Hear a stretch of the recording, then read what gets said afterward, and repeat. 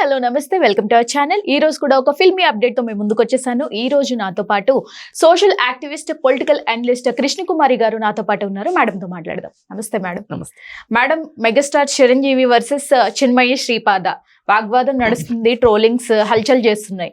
అంటే casting coach గురించి విభేదాలు తలెత్తుతున్నాయి. సో మీ ప్రకారం అసలు కాస్టింగ్ కోచ్ ఉన్నట్టా లేనట్టా మీరేం చెప్తారు?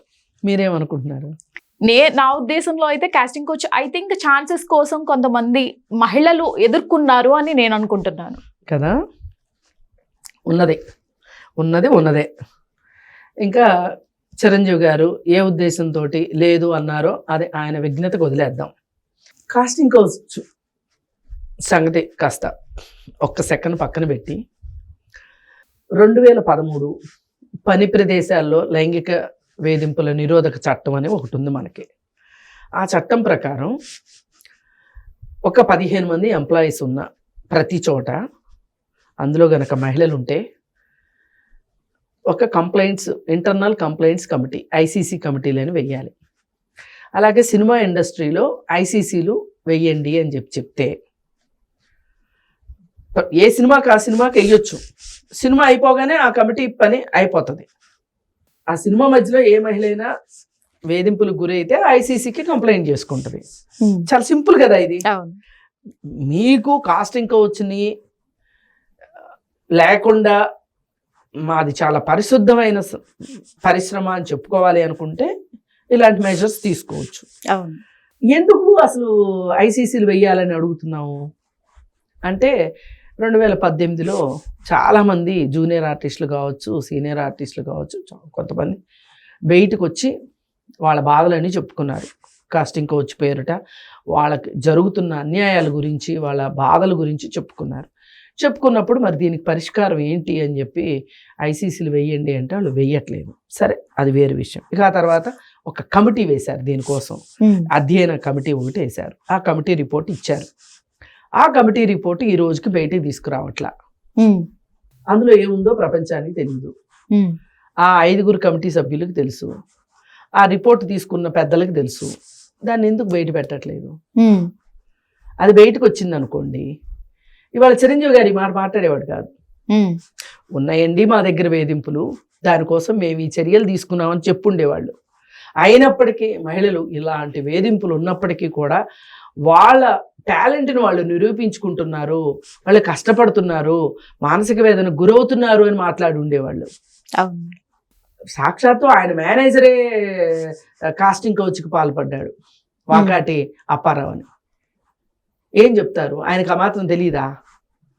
కాబట్టి రిపోర్టే కావాలా? అయితే నేను ఎందుకు అంటున్నానంటే అది వస్తే ఇంకా ఆయన వాళ్ళు మాట్లాడటానికి ఉండేది కాదు కదా అనే ఉద్దేశంతో చెప్తున్నా. ఆయనకి తెలియక కాదు, ఇది వాళ్ళ దృష్టిలో సమస్యే కాదు. అందుకని మహిళలంటే పెద్ద పట్టింపు లేదు. ఏముంది అసలు వాళ్ళ మహిళలతోటి ఏం పని ఉంది చెప్పండి? సినిమాల్లో ఒక హీరోయిన్కి రోల్ ఉందా? ఆమెకి వేస్తారు అప్పుడప్పుడు పిచ్చి పిచ్చి బట్టలేసి, శివాజీ చెప్పినట్టు 4 డ్యూయెట్లు, ఓ 10 డైలాగులు, అవకాశం ఉన్న ప్రతి చోట ఎక్స్పోజింగ్ చేయించేసి ఆ కథం. ఈ మాత్రానికి ఓ లేడీసు, మహిళా ఆర్టిస్టులు, మళ్ళీ వీళ్ళకి వేధింపులు, ఆ వేధింపులకి ఒక కమిటీ, ఇవన్నీ అవసరమా అనేది వాళ్ళ ఉద్దేశం. అక్కడంతా పురుషాధిక్యత రాజ్యం వెళ్తుంది సినిమా ఇండస్ట్రీ. ఒక డైరెక్టర్ ఉంటే డైరెక్టర్ గౌరవం ఉండదు అక్కడ, సంగీత దర్శకులు ఉంటే వాళ్ళకి గౌరవం ఉండదు. ఇప్పుడు మన రేవంత్ రెడ్డి గారు సీఎం అయిన తర్వాత రండి సినిమా వాళ్ళు మాట్లాడుకుందామని పిలిచారు. పిలిస్తే ఒక్క మహిళను తీసుకుని పోలేదు వీళ్ళు. ప్రొడ్యూసర్స్ ఉన్నారు, మహిళలు డైరెక్టర్స్ ఉన్నారు, కథా రచయితలు ఉన్నారు. కాకపోతే వాళ్ళు రాసిన ఎవరు తీరు అనుకోండి, వాళ్ళే తీసుకుంటారు. ఇంత ఉంది అక్కడ. మరి ఎందుకు మహిళలు మీరు పక్కన పెట్టేస్తున్నారు?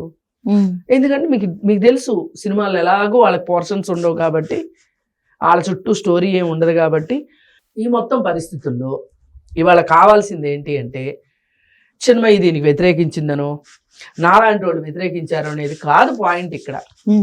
అసలు మాకు చిరంజీవి తోటి వర్సెస్ అనేది పాయింట్ కాదు ఇక్కడ. ఇక్కడ కావాల్సింది ఏంటంటే ఎలాగో ఆయన తేనెతుట్టిని కదిపారు, ఆ కమిటీ రిపోర్ట్ బయటకు వచ్చింది అనుకోండి, దానిలో అందరు బండారాలు ఉంటాయి. అవును. అప్పుడు చిరంజీవి గారు కాదు, ఇంకా పైనుంచి దిగొచ్చిన దేవుడైనా సరే కాస్టింగ్ కౌచ్ లేదు అనడానికి అవకాశం లేని ఒక పరిస్థితి ఉంది అక్కడ. అవును మేడం.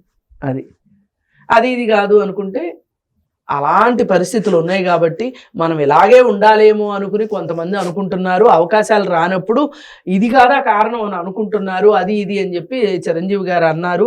అవన్నీ కూడా బేస్లెస్ మాటలు.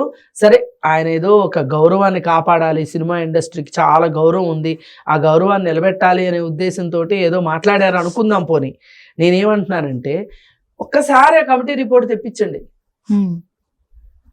తెప్పించారనుకోండి, దొంగలు ఎవరో దొరలు ఎవరో తేలుతుంది కదా. Exactly ma'am. ఆ రిపోర్ట్ కోసం బాగా ప్రయత్నం చేస్తున్నాం మేము కూడా. ఆ రిపోర్ట్ రావాలి. ఇప్పుడు కేరళలో హైమా కమిటీ రిపోర్ట్ వచ్చినట్లు మన దగ్గర కూడా రిపోర్ట్ వచ్చింది అనుకోండి, మీకు ఎందుకు అంత భయం? ఆ రిపోర్ట్ బయటకు వస్తే ఏమవుతుందని? ఏం తలకిందులు అవుతుంది? భూమి ఆకాశం ఏం తలకిందులు కావు కదా, పరిస్థితులు సరిదిద్దుకోవచ్చు. అందుకని దీన్ని ఒక చిరంజీవి వర్సెస్ చిన్మయిగా మార్చకండి. పోయినసారి కూడా ఇలాగే జరిగింది. విషయం డైల్యూట్ అవ్వటానికి, ఒక పక్కదారి పట్టడానికి, ఏకపక్షంగా అవ్వటానికి శివాజీ వర్సెస్ అనసూయ చేశారు. మళ్ళీ అదే ప్రయత్నం చేస్తున్నారు, అదే ప్రయోగం చేస్తున్నారు. మళ్ళీ కాదు, చిరంజీవి వర్సెస్ చిన్మయ్యగా మార్చొద్దు. ఇక్కడ ఒక పెద్ద ఇండస్ట్రీ ఉంది, ఇందులో ఆడవాళ్ళు పనిచేస్తున్నారు. 24 క్రాఫ్ట్స్లోనూ ఆడవాళ్ళు పనిచేస్తున్నారు. అన్ని చోట్ల ఉంది కాస్టింగ్ కౌచ్, కాదని నేను అనట్లే. ఒక్క సినిమా ఇండస్ట్రీనే మేము మాట్లాడాలనేది కాదు మా ఉద్దేశం, అన్ని చోట్ల ఉంది. మీరు ధైర్యంగా చెప్పుకోవాలి అనుకున్నప్పుడు ప్రక్షాళన మొదలెట్టండి. ఎగ్జాక్ట్లీ అంతే. ఆ కమిటీ రిపోర్టే ఇక్కడ కావాల్సింది. ఇప్పుడు కొన్ని బయటపడుతున్నాయి, కొన్ని వెలుగులోకి రావడం లేదు. అదే ఆ కమిటీ రిపోర్ట్ కావాలి. అది వస్తే ఇంకా చిరంజీవి గారు కాదనలేని సత్యం కదా అది. Exactly ma'am. ఆయన ఇప్పుడు చెప్పినంత ఈజీ కాదు కదా. ఇదేదో ఆడవాళ్ల ప్రాబ్లము అన్నట్లుగా క్రియేట్ చేశారు. ఇది ఆడవాళ్ల ప్రాబ్లం కాదు, కొంతమంది కామాంధుల ప్రాబ్లం ఇది. అధికారం చేతిలో పెట్టుకుని పవర్ ఉంది కదా అని చెప్పి పవర్ని మిస్యూజ్ చేసే విషయం ఇది. నేను నీకు అవకాశం ఇస్తా, నువ్వు నాకేమి ఇస్తావు? ఇదేం ఆదిమ కాలం కాదు, లేకపోతే వెనకబడిన కాలం కాదు బార్టర్ సిస్టమ్ నడవటానికి. నీకు ఆమె టాలెంట్ నచ్చితే అవకాశం ఇవ్వు, లేదంటే లేదని చెప్పు. అలాంటి ఆరోగ్యకరమైన వాతావరణం ఉండాలి అని చెప్పి కోరుకుంటున్నాను. అలాగే ఏ మహిళ కూడా నేను అవకాశం కోసం వస్తే దాన్ని ఆసరాగా తీసుకొని నన్ను ఈ విధంగా హింసించారని కానీ ఇబ్బంది పెట్టారని కానీ అనుకోవటానికి వీలే లేదు. Thank you madam. Thank you.